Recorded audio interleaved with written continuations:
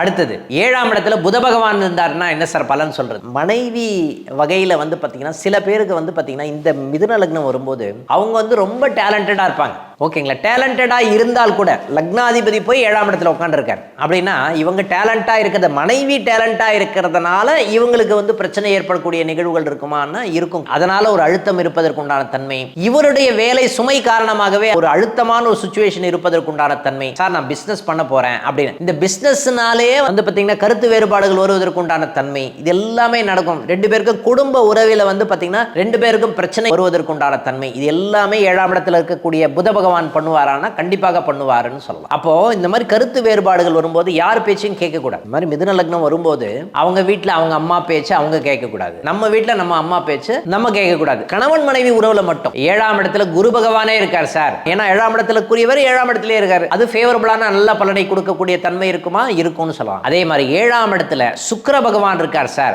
அதுவும் நல்ல பலனை கொடுப்பதற்குண்டான தன்மை இருக்கான்னா இருக்கு அப்படின்னு சொல்லலாம். ஓகேங்களா? 7ஆம் இடத்துல இருக்கக்கூடிய சுக்கிர பகவான் இருக்கக்கூடிய தன்மை உங்களுக்கு ஆசைகள் கொஞ்சம் ஜாஸ்தியாக இருந்தால் கூட பாத்தீங்கன்னா குரு வீட்டுல சுக்கிரன் இருக்கக்கூடிய தன்மை ஆசைகள் ஜாஸ்தியா இருக்கும். பணம் சம்பந்தப்பட்ட விஷயங்கள், பொருளாதாரம் சம்பந்தப்பட்ட விஷயத்துல அதிகம். ஆனாலும் பாத்தீங்கன்னா ஒரு கட்டுக்கோப்பான ஒரு விஷயமாக இருப்பதற்குண்டான தன்மை தான் இருக்கும். அதனால ஒன்றும் பாதிப்பு ஏதாவது இருக்குமான பாதிப்பு இல்லை அப்படின்னு சொல்லலாம். ஓகேங்களா?